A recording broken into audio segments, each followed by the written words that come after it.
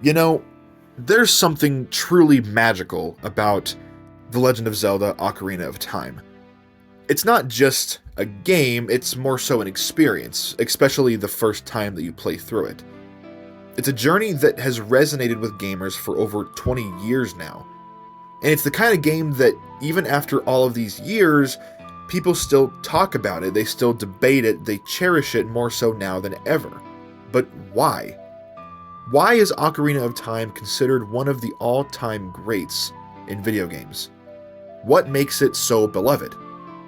Well, that is what I'm here to discuss. So let's dive in to why this game is a truly timeless masterpiece. Let's start here with the context in which Ocarina of Time was released.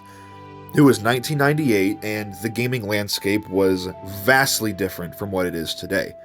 The late 90s were a period of rapid innovation and quick changes in the gaming industry. 3D graphics were just beginning to take off, and the Nintendo 64 was a relatively new console that promised to deliver revolutionary gaming experiences. Ocarina of Time was Nintendo's first attempt to bring Zelda into the third dimension, and there was a lot riding on this game. The 2D games before it were already critically acclaimed, so expectations were already through the roof. But instead of buckling under that pressure and choking, the development team led by the one and only Shigeru Miyamoto, Takashi Tezuka, and Eiji Aonuma delivered something truly groundbreaking. For many players, Ocarina of Time was their introduction to a fully realized 3D world. Think about that just for a minute. We're so blessed nowadays with these gigantic open-world 3D games. This game was released at a time when the idea of a vast, explorable world in 3 dimensions was still a novel concept. The sheer scope of the game, with the vast fields, the dungeons, the towns, was something that most gamers had never experienced before. It was like stepping into a new world, and it captured the imaginations of millions, and it hasn't let go. The game introduced so many innovations that we now take for granted in modern gaming. Take, for example, the Z targeting system. This was a revolutionary feature that allowed players to lock onto enemies and objects, making combat in a 3D space not just possible, but fluid and intuitive. It was a literal game changer. And then there's the day-night cycle and the passage of time, no pun intended, which was another groundbreaking feature. In this game, time is not just a backdrop, it is a core part of the game. The game world feels alive, shops open and they close, the characters have routines, and certain events only happen at specific times. This added layer of realism and immersion, it was unheard of at the time. And let's not forget the ocarina itself. It is a legit gameplay mechanic, not just an instrument. It's a device through which the story is told and a symbol of the game's very soul. Learning songs on the ocarina isn't just about progression, it's about connecting with the world, unlocking the secrets, and immersing yourself in this world's lore. These elements combined created a gameplay experience that was not only engaging, but intuitive and rewarding, and it felt like a natural evolution of the adventure genre, one that respected its roots while boldly forging new paths. At its core, Ocarina of Time is a coming-of-age tale, and that's something a lot of us can relate to. You start the game as a young boy, Link obviously, who's living in a small village, unaware of the destiny that awaits. As you progress, you literally grow up, both in the game and, in a way, as a player. You leave your home, you face challenges, make allies, and obviously make enemies. It's the classic hero's journey, but with a depth and emotional resonance that was rare for games, especially back then. The narrative is simple, but it's told with such care and passion and attention to detail. The relationships that Link forms, especially with characters like Saria, Zelda, and even his horse Epona, are poignant and memorable. The moment when you pull the Master Sword from its pedestal and suddenly find yourself 7 years older, it's a powerful metaphor for the loss of innocence and the sudden responsibilities of adulthood. I still remember the first time that I played through this game, that blew me away. And the way that the story progressed and the way that the story was told, I could not get enough. The story's themes of courage, friendship, destiny, sacrifice, they're all universal. And the game's ability to convey these themes through its characters, music, and world building is a huge part of why this game is loved by so many people. And speaking of music, we cannot talk about Ocarina of Time without mentioning its incredible soundtrack. Koji Kondo, Nintendo icon, he composed the music for this game, and it's nothing short of legendary, quite literally. These themes have stood the test of time so well, and I still find myself whistling them constantly. Each piece of music is perfectly crafted to fit the mood and the atmosphere of the locations and the situations that you find yourself in. The haunting melody of the Song of Time, the uplifting Epona's song, and Zelda's lullaby, they're just so incredibly special, and they're not just tracks that play in the background, they're integral to the game's identity.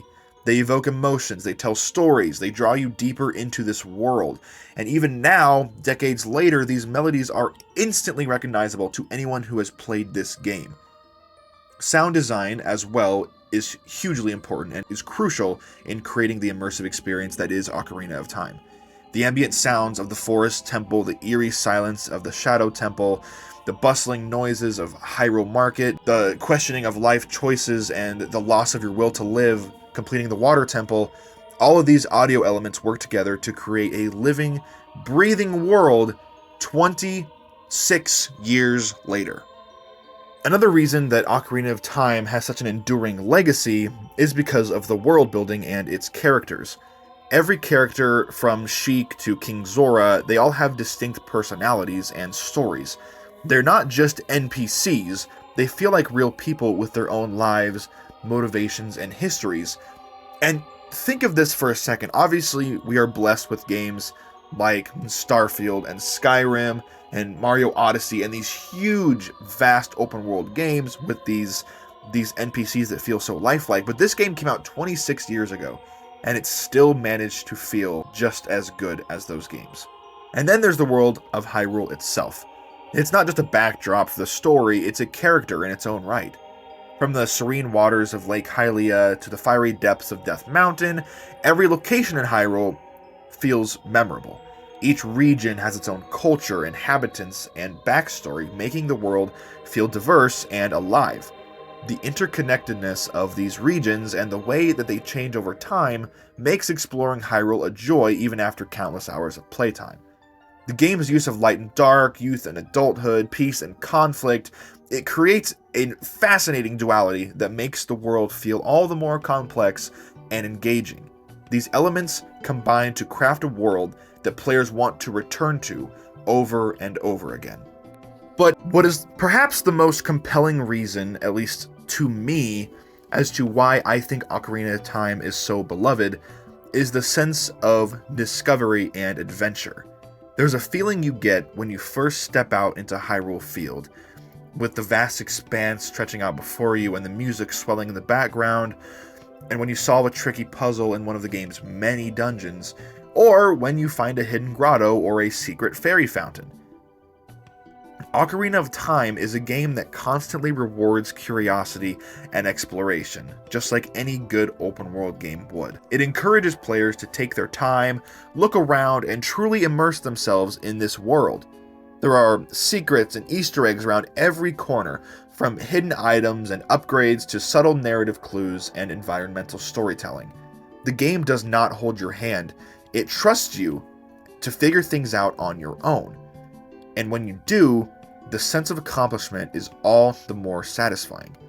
This sense of discovery, of being on this epic adventure in this vast, unknown, mysterious world, is something that has stuck with me long after the credits have rolled for the very first time. And we cannot overlook the power of nostalgia within Ocarina of Time's enduring popularity. For many gamers, Ocarina of Time was their very first big adventure, their first taste of a truly immersive 3D world, their first experience of a game that felt more like a journey than a simple cartridge. It's a game that has defined childhoods and created lifelong memories. But Beyond personal nostalgia, Ocarina of Time has had a massive cultural impact, obviously. It set the standard for 3D adventure games and has influenced countless titles since its release, and you can see its DNA in games like Dark Souls, The Witcher 3, and even the modern Zelda titles like Breath of the Wild. It's become a touchstone for what makes a great game, and its legacy can be felt across the entire gaming industry. Ocarina of Time is quite simply a timeless game. I know it can be a bit frustrating getting into it in this day and age because of the wonky nature of the Nintendo 64 controller and how blessed we are with our cameras and camera angles in games and things like that, but its core gameplay mechanics, narrative structure, and world design are as engaging today as they were all the way back in 1998. The graphics are pretty dated now, but the art style, the music, the story, the passion, the characters, it all holds up very well, and you would be doing yourself a huge disservice by not playing this game simply because it's old. And perhaps that's the most incredible thing about Ocarina of Time. It doesn't just evoke fond memories or stand as a historical landmark in gaming. It's still a genuinely fun and rewarding experience to play. It remains to this day a benchmark for what a video game can and should be. So at the end of the day, why is Ocarina of Time so beloved? It's a combination of so many things: revolutionary gameplay, a deep and emotional story, iconic music, memorable characters, a rich world, and a sense of discovery and adventure that has yet to be matched. It's a game that, while I wasn't born then, it was way ahead of its time, and it captured the hearts and imaginations of millions and millions of players, and that continues to inspire and influence them even now, more than 25 years later. Ocarina of Time is not just a game. It is a pivotal piece of gaming history, a work of art, and for many, a cherished memory. And that's why, for as long as people talk about video games, The Legend of Zelda: Ocarina of Time will always have a special place in that conversation. Thank you guys so much for joining me on this journey through one of the greatest games that's ever been made. If you guys didn't see, we somehow shot past 1,000 subscribers. We're at 1,186 right now, I think. I cannot believe it. I don't know how I'm in the 1,000 subscriber club already, but here we are, and I wouldn't be there without you guys. I'm still trying to figure out what I'm going to do for my 1,000 subscriber special, so stay tuned. I'm hoping to do something fun, but I'll see you guys in the next video. I appreciate every single one of you. Don't forget to subscribe, like the video, comment. Do you love this game? Do you think it's overrated? What is your Ocarina of Time? And I will see you guys in the next video. Take care of each other, and have a good day.